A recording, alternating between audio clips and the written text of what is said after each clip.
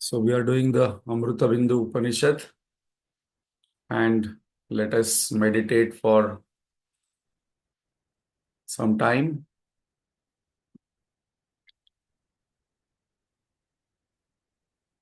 There are 7 steps, dhyana, and then 8th is effortless avoidance. 7 steps, there are efforts. 8th, we abide in that state.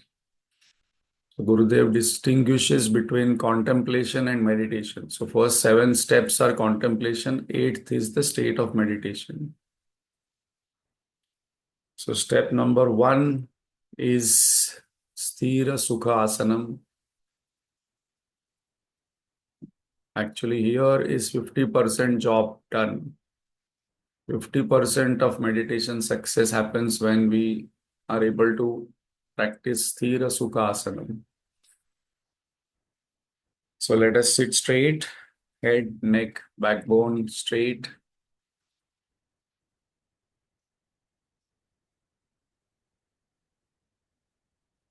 Every day I must try to sit like this for 5 minutes, 10 minutes, 20 minutes before we even talk of concentration or peace of the mind, or because many times people talk about my mind is not concentrated, my mind gets disturbed. But step number 1 is body stillness.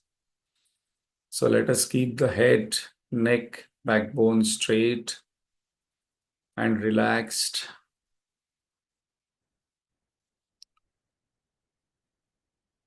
Check in the body whether any part is stressed, stretched, not comfortable.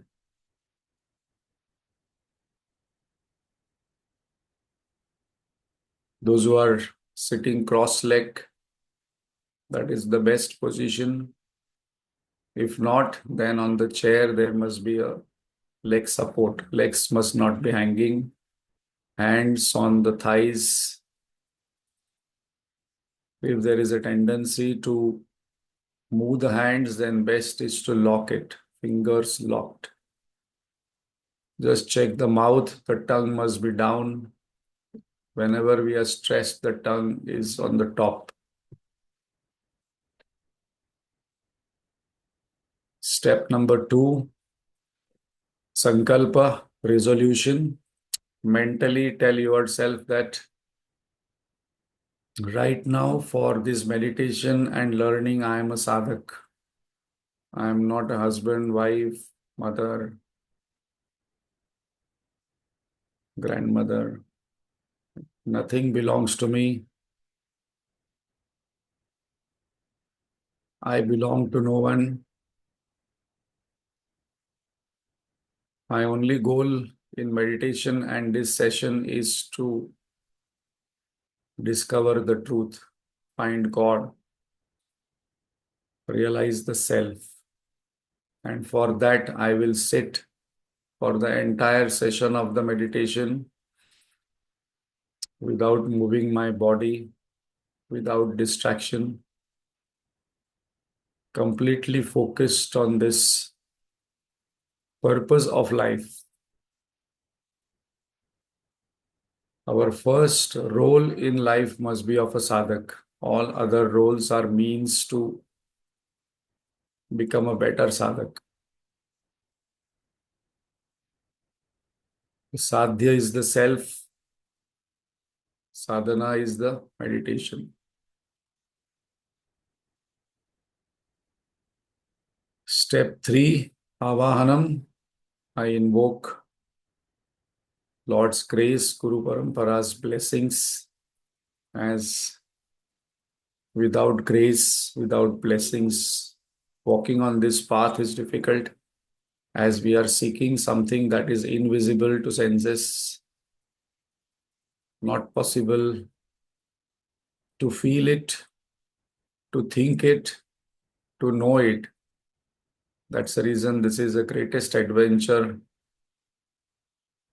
This is the greatest path traveled only on one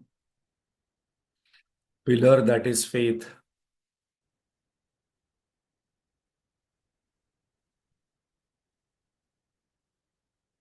Step 4, as the body is still now and peaceful, body scan.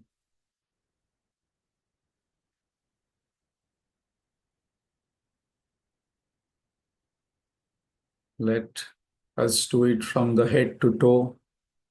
The head is completely relaxed.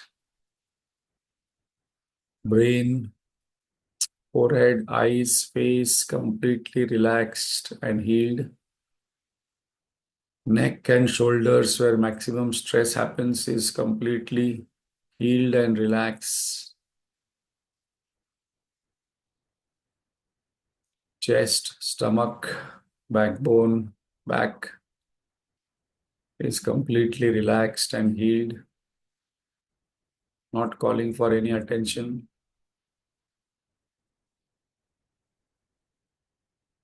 Buttocks, groin, thighs, knees, calf muscles, ankles, feet, fingers, completely healed and relaxed. My entire body is at ease, and the body will not call for any attention in the next 10 minutes for meditation and 45 minutes of intense study about self, Atmavidya.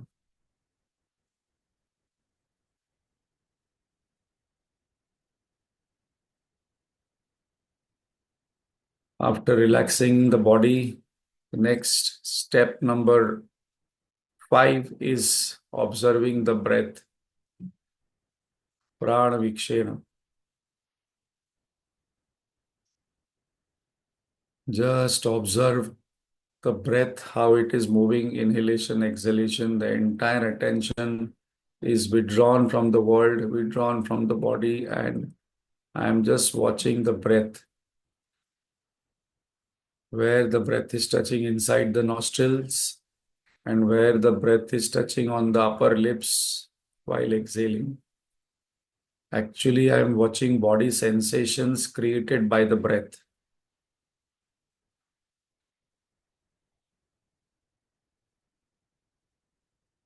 If I am not able to feel the body sensations and on the upper lip and inside the nostril, the mind needs to be more subtle, sharp, purer.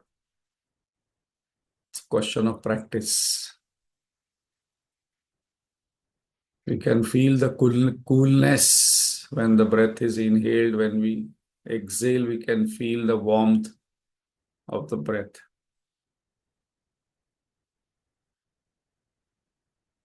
The purpose of breath watch, observing the breath, is purifying the mind, bringing the mind in the present moment, concentrating the mind, and not allowing the mind to go in the past and future. Holding on continuously in the present moment. When the mind remains in the present moment, at one point of time, it will go to Laya also. And that is what we are aiming at.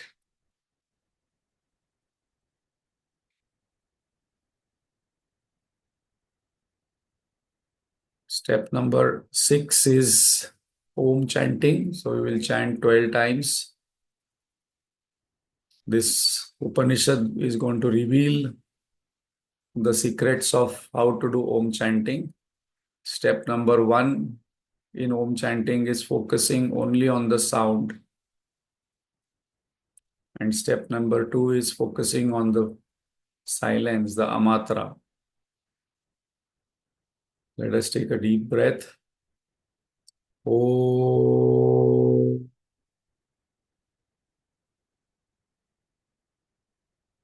You may chant with me. Oh.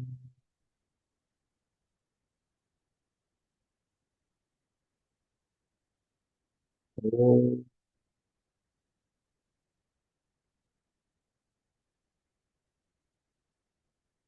Imagine the Om chanting going in every cell and we are focusing entirely on the sound, and the body mind is absorbed in this sound.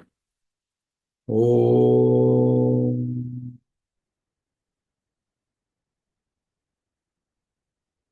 Om.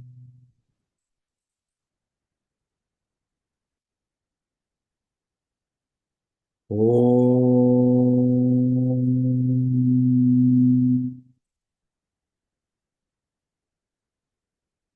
Om. Om.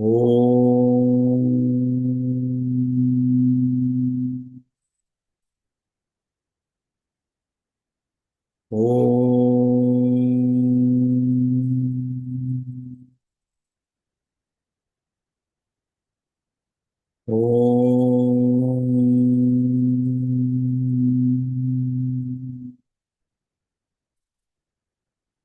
Om.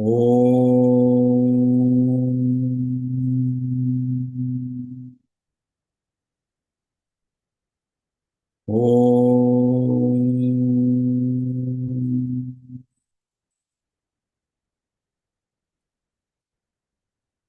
Om.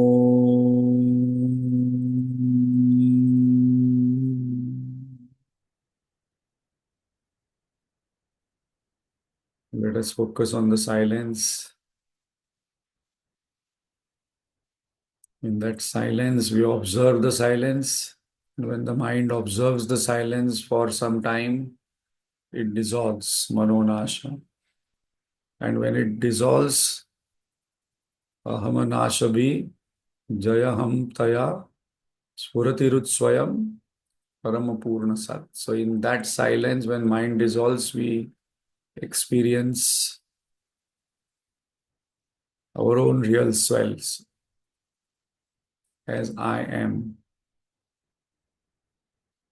Sat Chit Ananda Swarup.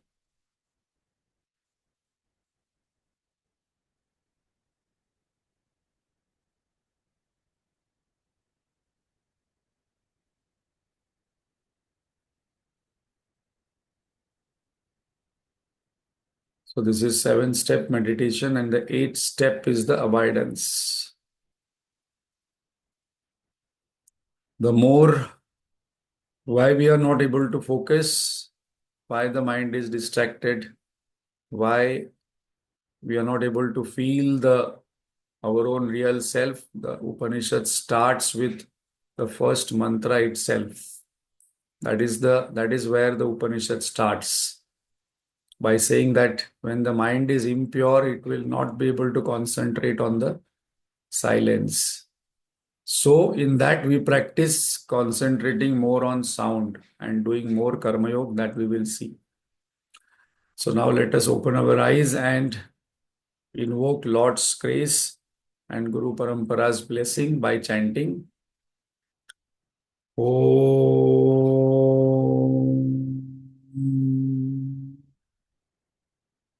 Om.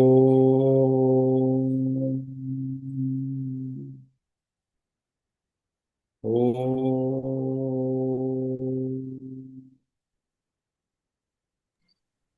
Om Sahanavavatu Sahanau Bhunaktu Sah Viryam Karvavahai Tejasvinavadhitamastu ma vidvishavahai. Om Shanti Shanti Shanti.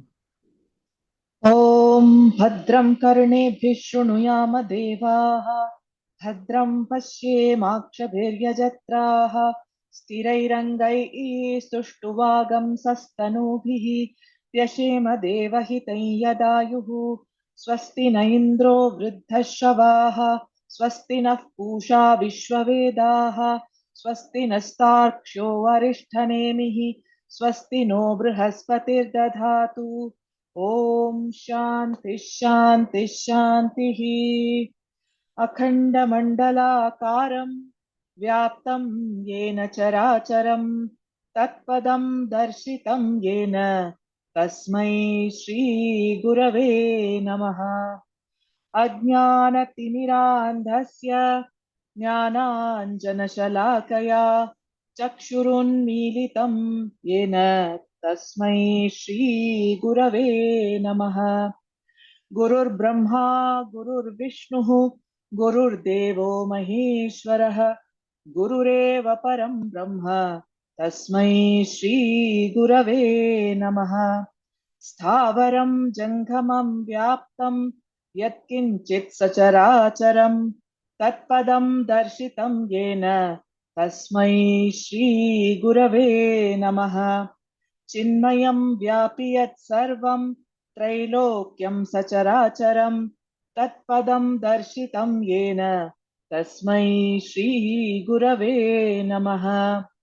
त्वमेव माता च पिता त्वमेव त्वमेव बन्धुश्च सखा त्वमेव त्वमेव विद्या द्रविणं त्वमेव त्वमेव सर्वं मम देवदेव। सदाशिवसमारम्भां शङ्कराचार्यमध्यमाम् अस्मदाचार्यपर्यन्तां वन्दे गुरुपरम्पराम्। श्रुतिस्मृतिपुराणानाम् आलयं करुणालयं नमामि भगवत्पाद शङ्करं लोकशङ्करम्। शङ्करं शङ्कराचार्यं केशवं बादरायणं सूत्रभाष्यकृतौ वन्दे भगवन्तौ पुनः पुनः। समस्तजनकल्याणे निरतं करुणामयं नमामि चिन्मयं देवं सद्गुरुं ब्रह्मविद्वरम्। I hope you're having book and you're writing notes, reflecting on it after the class, listening to earlier session before attending this session, and preparing ourselves for this great adventure of knowing self. So, as we last time mentioned that there are some things we chant in Sanskrit are called mantras and some as shlokas. So we saw that whenever we say mantra, these are all mantras which are found in the Vedas. And Upanishads are found in the Vedas. So these are called as mantras, not the shlokas. Not shloka, mantra. And these mantras are apaurushaya. I mean, these are not composed or compiled by a human being. These are revealed to rishis. Even Adi Shankaracharya, I have heard that he has mentioned in couple of places that though this mantra is grammatically incorrect, but he has not changed it. So nobody changes the mantra.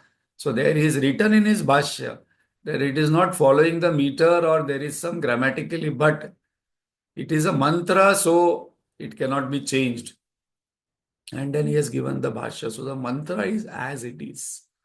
So mantras are revealed to rishis and they have given it to us, and our Ved Vyasji compiled it and then brought to us, and Adi Shankaracharya has given bhashya on these mantras. Otherwise, it is not very easy to find the meaning what these mantras mean. And shlokas, as we say, Bhagavad Gita shloka. So that is coming in Smruti because Bhagavad Gita is there in the Mahabharata. Mahabharata is Itihas. So there is Shruti, Smruti, Purana, Itihas. So Itihas is written by a human being. So it is Smruti, out of the memory or out of watching. And that's the reason Bhagavad Gita also says that it is Upanishad Su.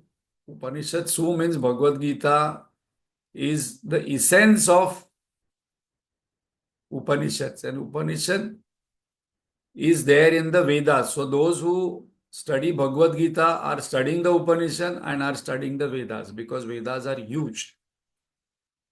So till now we saw what we are doing. The text in our reflection right now, what we have taken is Amritabindu. A drop of nectar is enough for a pure sadhak to realize the self instantly. In 1 second, the sadhak will realize with this one drop of nectar, and it is not related to time. For Uttam Adhikari, only One sparsha, one word is enough for the mind to transcend. But why we are not able to do it? That is where the Upanishad is going to start. That is where the Upanishad is bringing us the light that impure mind is there. So how to purify what is mind, why it is become impure, that is a discussion in the Amritabindu Upanishad.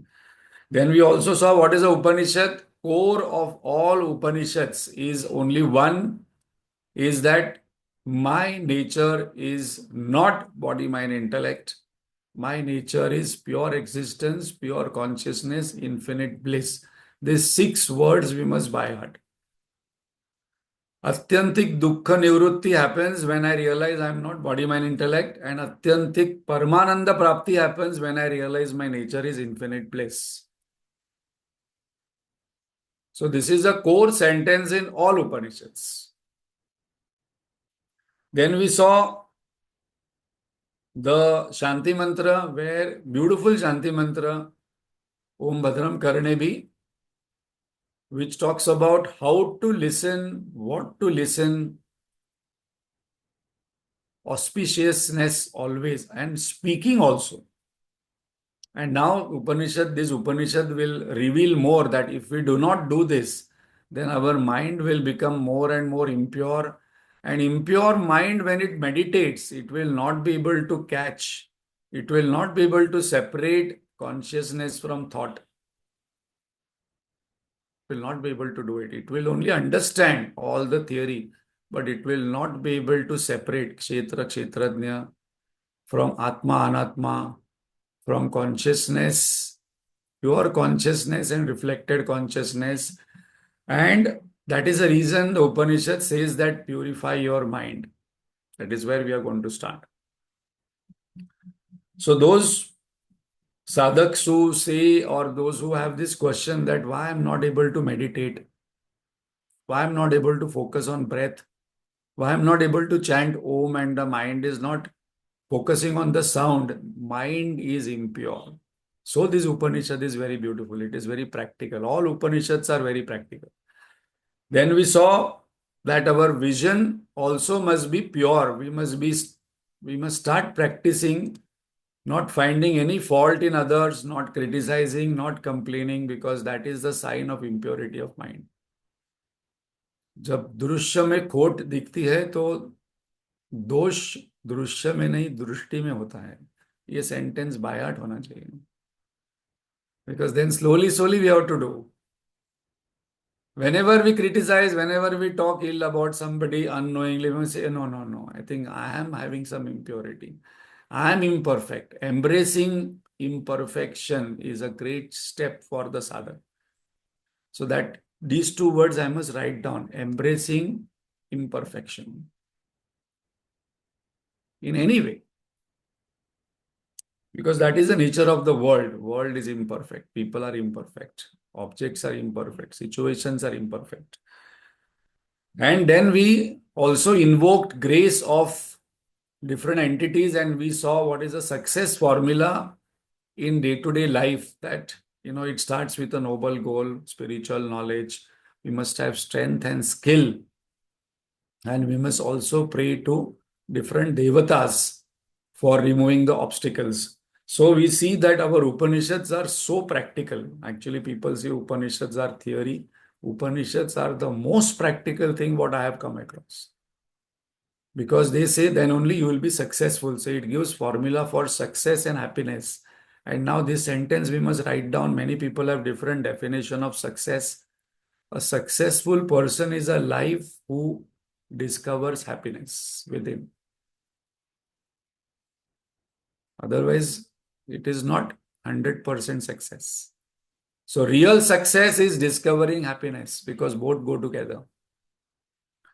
And now we will see that why we are not able to realize the self or meditate is because the mind is impure. So that is where this Upanishad starts. So I would request Vidya to chant the first mantra. of Amritabindu Upanishad, which directly starts without a question. Last time we saw and assumed what was the question, what could be the questions, that why I'm miserable, why I'm not able to meditate, why I'm not able to focus on Om, why I feel sadness, depressions, anger, and why I'm not able to feel this Purnatva, Satchitananda Swarup, which is my own Swarup. The answer is given in the first mantra. Yeah, Vidya. मनो हि द्विविधं प्रोक्तम् शुद्धं चाशुद्धमेव च अशुद्धं कामसङ्कल्पम् शुद्धं कामविवर्जितम् Once more. Mano. मनो हि द्विविधं प्रोक्तम् शुद्धं चाशुद्धमेव च अशुद्धं कामसङ्कल्पम् शुद्धं कामविवर्जितम्. So now this Upanishad starts with a very beautiful declaration that our mind is of two types. Dvividham proktam. Mano hi dvividham proktam. This mind can be divided into two types, two parts. One part is Shuddham, other part is Ashuddham. Very simple. Actually, the Upanishad mantras are very simple, very straight. And Uttam Adhikari will understand, don't have to analyze, because this Upanishad is going to say. In the fifth verse, fifth mantra of this Upanishad is going to say, this is Amritabindu Upanishad, only on fifth five mantras. And then it's going to say that all other mantras are logic given for different doubts. Ashuddham kama sankalpam, shuddham kama vivarjitam. So we will see the literal meaning and then analyze in detail. So mind indeed is of two types. Type 1, pure mind without thoughts of desire. So what is the definition of pure mind given? Desirelessness. If you remember the first verse of Bhagavad Gita in Sitaprajna Lakshana, when we understand how Upanishad is related to this, first verse of Sitaprajna Lakshana. Prajahati yada kaman sarvan partha manogatan. So a mind which, Sitaprajna Lakshana is a mind which is without desires. And what is the definition of impure mind? Impure mind is with thoughts of desires.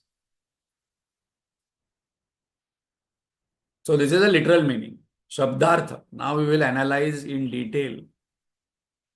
So now first, before we analyze the mind and impurity, and very deeper thought is going to come here, that we must catch. That is the main point here in the analysis. But before that, let us for our own practical purposes see whether my mind is pure or whether my mind is impure. So this is our self-analysis. Pure mind is happy most of the time. Pure mind is at ease most of the time. So I can check with myself whether I am able to meditate or not meditate, whether I am able to focus or not focus. And this would be the pointers, and this I can overcome. Pure mind is always energized, not tired most of the time.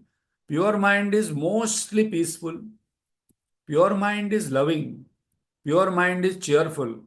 Pure mind is having positive attitude. Positive attitude means what can I do this moment which can help me and to help me to reach my goal, and it will benefit others.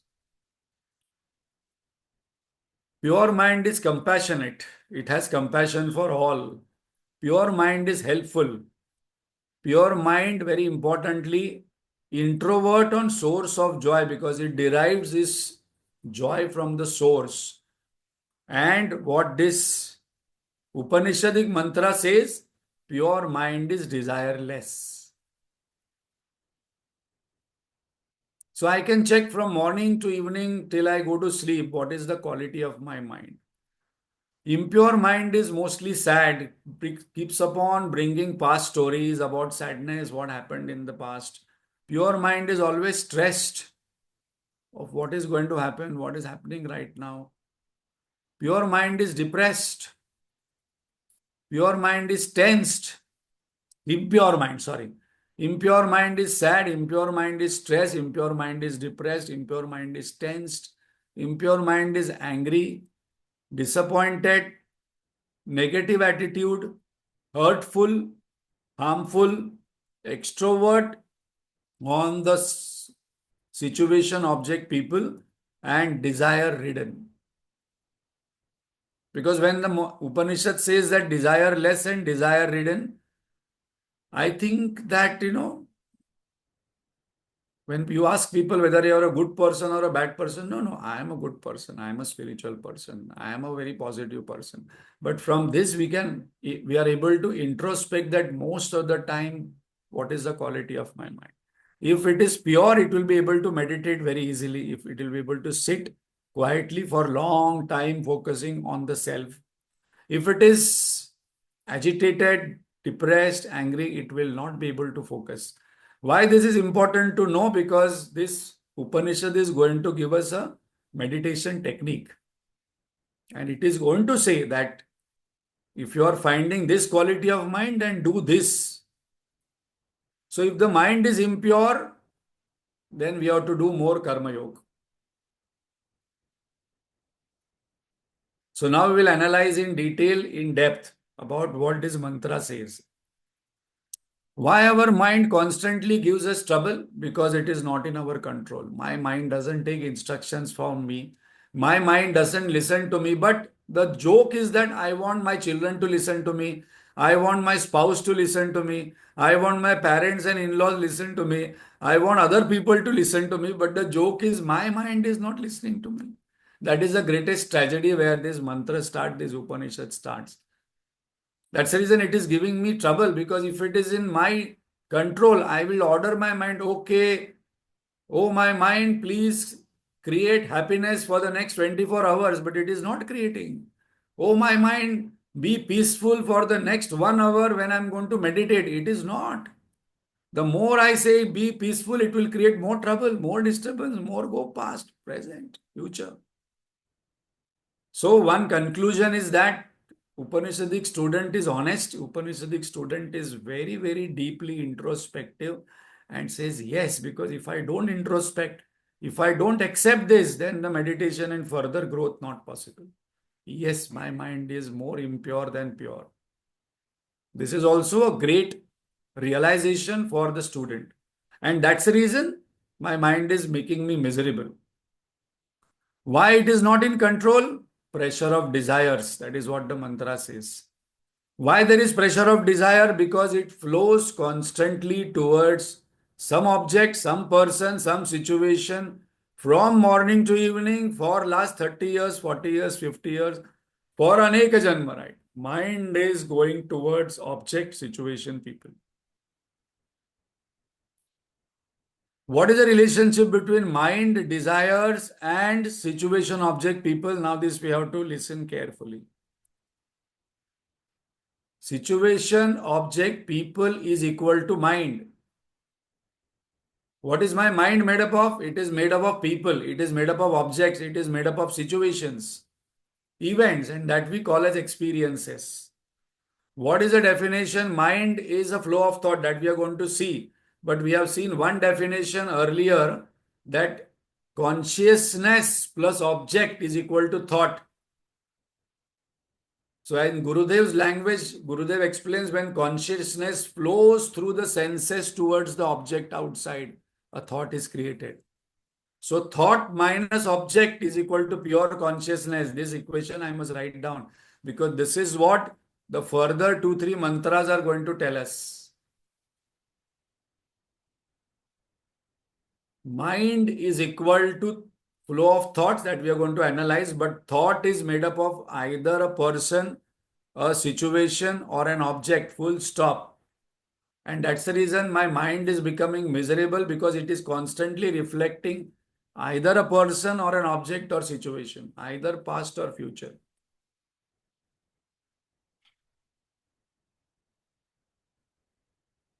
So what is the relationship between mind, desires, and SOP? Mind is equal to objects. I am adding two more topics, situation and people. Mind is equal to objects. We have learnt earlier, those who have done Upadeshar, Sadhana Panchakam, sorry, Saddarshan, we know that in the waking state, the thoughts become objects. In the dream states, the object becomes thought. And in the deep sleep state, there is absence of objects and thoughts. So when there is absence of object, absence of thoughts will be there. And that is how we are, this mantra is telling us to purify. That remove objects, situations, and people from your mind and replace it with self, truth, or God. Why mind entertains desires? Now, very important one. Mind wants to be happy all the time. How mind has discovered this formula? That if I have a desire and the desire is fulfilled, I feel happy. This is what mind has experienced. So at a subtle level, I must introspect after this session is over that when was the mind happy? So mind has somehow discovered this formula that if I have the mind as having a desire and the desire is fulfilled, I will be happy. So mind always entertains desires. So that is a connection between mind, desires, and object. And desire is about what? Desire is about either a situation to experience. I want to experience Switzerland. I want to see this. I want to hear this. I want to taste this. I want to smell this. I want to touch this. Full stop. There is no further thing. Then there is an object. I want to have this. I want to possess this. Or there are people. I want to have a relationship with this person. I want to have love from this person. I want to have appreciation from this person. What is mind's assumption? When desires are fulfilled, I am happy.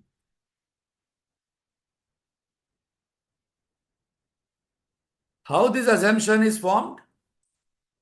Now we come to the detailing of the mind, analysis of the mind. Now we have to pay attention. We have 10 minutes, but we are going to come to one very beautiful concept which we have not covered earlier. You might have heard mind is a flow of thought, that I know, but flow of thought has a bank, two banks. What are these banks? That is very important one here. So what is mind? Mind is a continuous flow of thought. And this Upanishad say either this flow is pure or impure. Second, mind is subtle. Mind is invisible. Like science says there is energy and matter. Energy cannot be seen. We can only see the effect of matter because nobody has seen the protons, atoms, neutrons. But in the same way, mind is invisible, but we can feel it. We can see the impact of it. It is different from brain. What is a flow? Flow means there has to be a quantity. So there is a quantity of thoughts, quality of thoughts, and direction of thoughts. So these are all very, very deeper aspects for introspecting that what is my quantity of thoughts? How many thoughts I am thinking? There are different types of thoughts in quantity and quality. One type of thoughts are duty oriented. This is my duty. One types of thoughts are desire oriented. These are the desire to be fulfilled. Then there are thoughts which are unnecessary, or what do you call thoughts we have to slowly avoid, are about past, future, and present anxiety. These are the thoughts we have to take care of. And then there are thoughts about the truth, God, Bhagwan, self. These are the thoughts we have to build it up. So different types of thoughts are there in terms of quantity, quality, and we can see we have to sit tonight before we go to sleep, sit straight. This is a homework, and then see from morning when I got up to I'm sleeping now. What was the quantity of my thought? What was the quality of my thought, and where it was going most of the time? Pashyati iti pashu, manah iti manu. One who only focuses on what is seen outside. So spiritual journey starts actually when we are less focusing on what is happening outside us and keep talking about this, that this person behaved this is what I have to do, that function is there. Even if it is a spiritual function, constantly talking about the function. A spiritual sadhak, actually, suppose a person becomes meditative, contemplative for 23 and a half hours, if half an hour has to be meditated, is a person who asks that what is my reaction to this stimuli. That is where spiritual journey starts. So when Gurudev told Guruji that you have to meditate for 24 hours, this is a meditation, that what is my response to stimuli. That is meditation. 24 hours meditation I have to do. I must talk to people that in this situation this thought came to my mind. I realized it was impure thought, and this I have to share to people who are with me, that I am not actually comfortable with my own thoughts, because that day I got angry, I got jealous. If I am not catching all these thoughts, my spiritual journey is far, far away, because most of the time I am engaged in talking about events outside. Now the most important thing is coming. So what is this?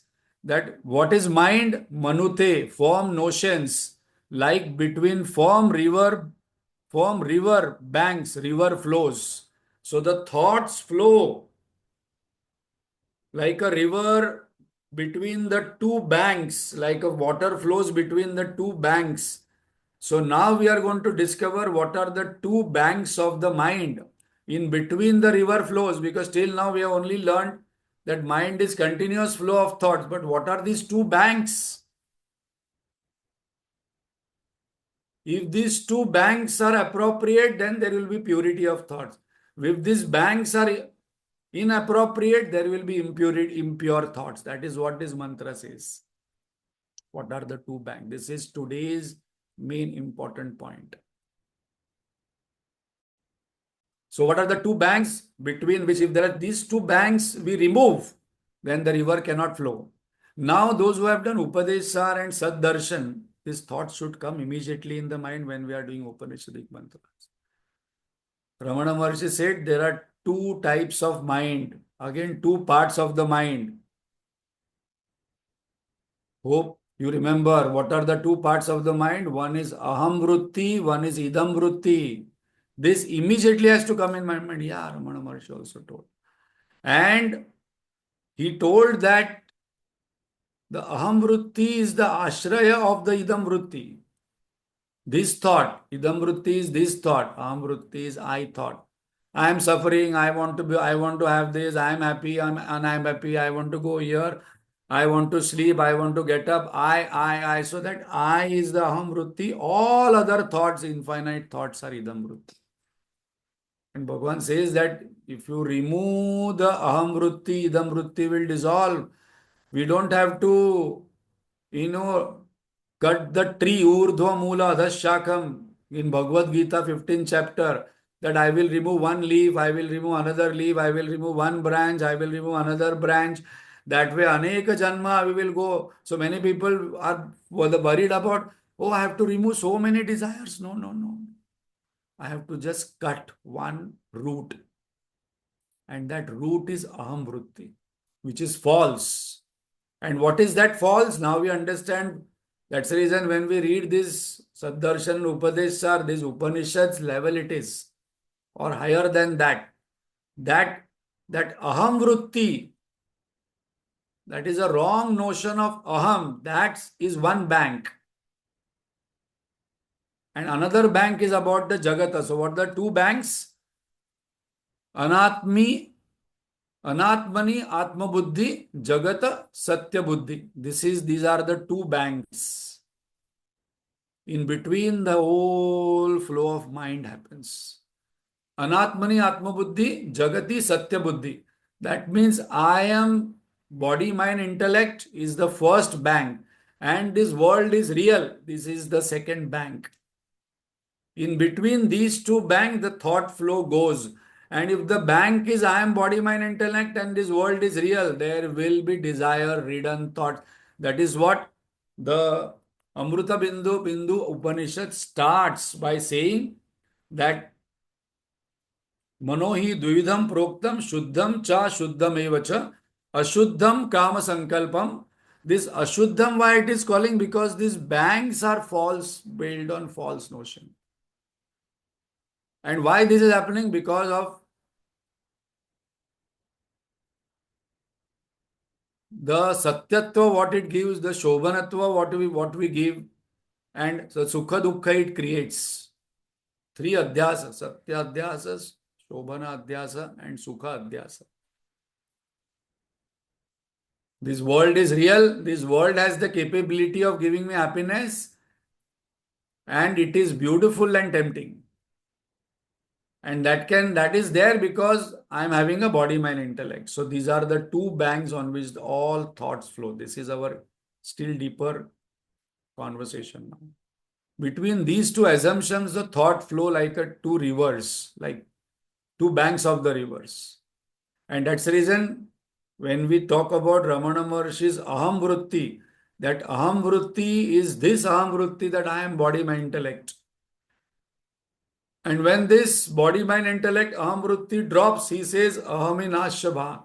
And then another Vritti, another Surati Rut Swayam, another self-realization will come. I am. But that is the real self, not Vritti based.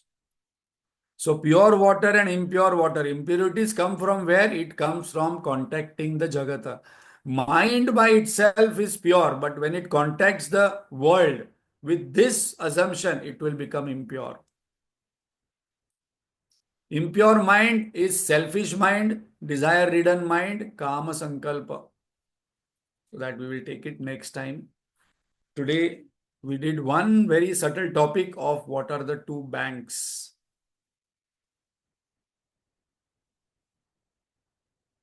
And next time we will see what is impurity and what is purity, and a very beautiful formula which is at a deeper level, that before desire, what is there?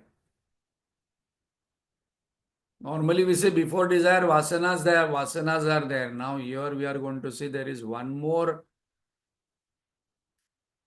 point before the desires are created, and suppose we remove that, then the entire bungalow falls down. So Ramana Maharshi says the same thing. Upanishad is also saying the same thing. Like we create a bungalow of cards. So today one homework, you make card bungalow. And in that one card you remove, entire bungalow will collapse. You don't have to remove card by card, card by card. One card only we have to remove. So in the same way, we will see what is the method given here in this Upanishad to purify the mind, and how this mind gets bonded by the impure mind, and how to withdraw it, how to remove it from the bondage. That is what is Upanishad. Only 5 mantras, all other is logic. 17 mantra is logic given. But beautiful logic, huh? Because so many doubts we have. So we are taking 45 minutes and not 1 hour because these are all deeper conversations. I need to reflect deeply. So let us reflect on whatever we have done today and during the week about purity of my mind, impurity of my mind. And now one more thing, we realize that the flow of thought, quantity of thought, quality of thought, direction of thought, and what are the two banks. Om Purnamada Purnamidam Purnat Purnamudachyate Purnasya Purnamadaya Purnamevavashishyate. Om Shanti Shanti Shanti. Harihi Om Shri Gurubhyo Namaha. Harihi Om.